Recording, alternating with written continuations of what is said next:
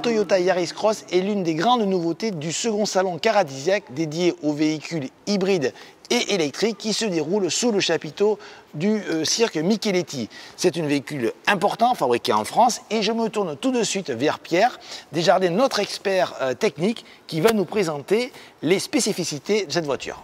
Alors, sous le capot de cette Yaris Cross, sans surprise, il y a le moteur, l'ensemble groupe motopropulseur de la Yaris classique, c'est-à-dire un 3 cylindres 1,5 litre qui, une fois aidé d'électrique, développe 116 chevaux et est associé à une boîte type CVT comme on a l'habitude chez Toyota.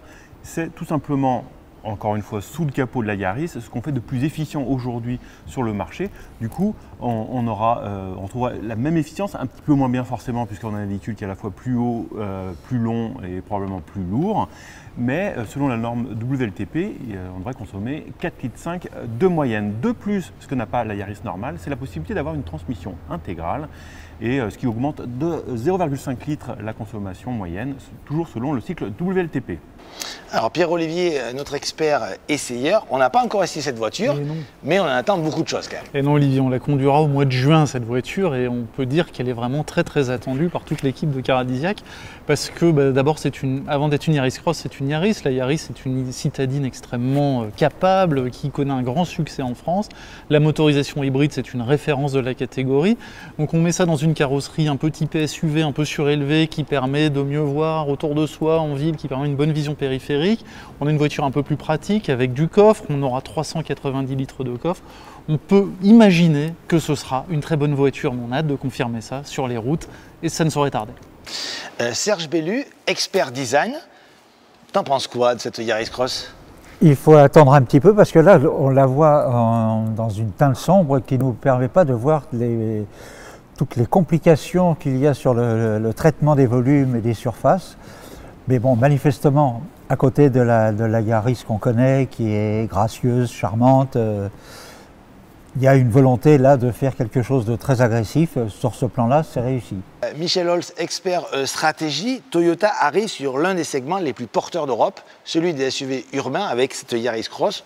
Il y a beaucoup à faire quand même. En plus, c'est la chronique d'un succès annoncé, cet engin-là, parce que c'est une Yaris qui marche fort et il n'y a pas de raison que le SUV urbain qui en découle marche moins bien. Il n'y a aucune raison, c'est un segment qui monte.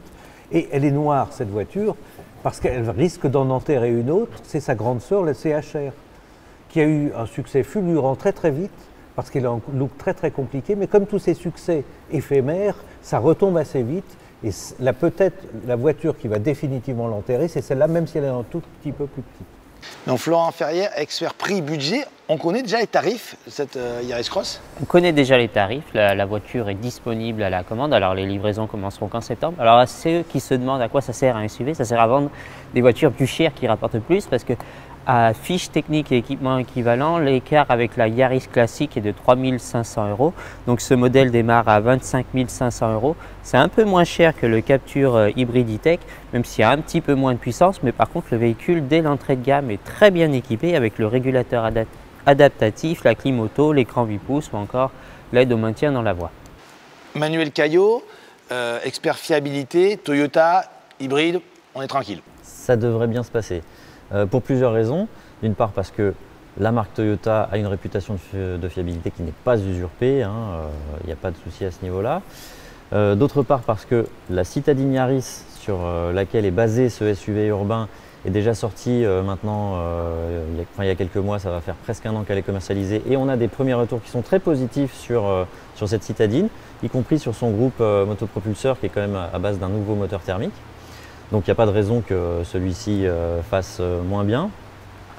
Et ensuite, tout simplement, la technologie hybride, l'électrique, les batteries, tout ça c'est maîtrisé. Avec ce faisceau de probabilités positives, il n'y a aucune raison que ce modèle fasse un flop au niveau fiabilité. Donc moi je le conseillerais d'ores et déjà avant même d'avoir roulé avec. Non, si je comprends bien, tu es séduit. Moi je suis séduit par sa fiabilité, mais par contre par le véhicule en lui-même, non. Je trouve que dans la catégorie, il y a des modèles qui sont plus homogènes, comme le Renault Captur, que je préfère à cette Yaris Cross. Et toi Florent ? Ah oui, pour moi c'est un des coups de cœur du salon, là, une belle découverte. Michel ? Pareil, j'achète, y compris au niveau du look, parce que c'est un RAV4 en réduction et la réduction lui va plutôt bien. Serge ?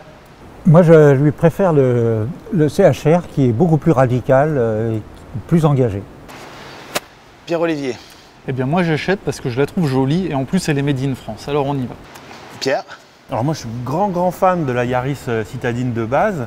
C'est probablement l'une de mes voitures préférées aujourd'hui en vente sur le marché français. Mais son plus gros défaut à cette Yaris, c'est une habitabilité arrière un petit peu réduite, un volume de coffre tout petit aussi.